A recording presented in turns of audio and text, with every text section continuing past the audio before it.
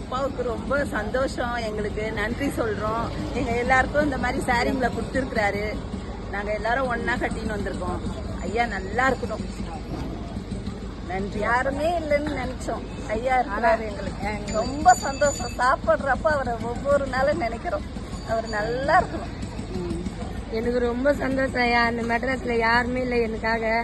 ஐயா கொடுக்கறதுனால நாங்கள் நைட்டும் பகலும் நாங்கள் 10 கிலோ அரிசி தான் வாங்குவோம். இருந்தாலும் ஐயா கொடுக்கறதுனால நான் 5 கிலோ அரிசி தான் வாங்குவோம். வாங்கி ஐயாவால் தான் நான் நிம்மதியாக சாப்பிட்றோம், நிம்மதியாக தூங்குறோம்.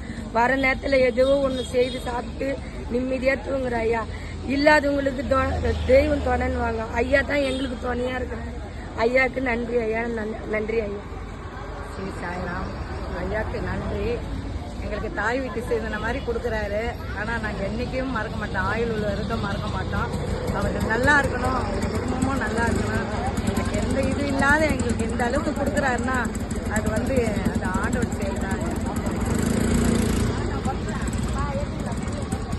தூக்க முடியாது. நான் ஒரே நிமிஷம்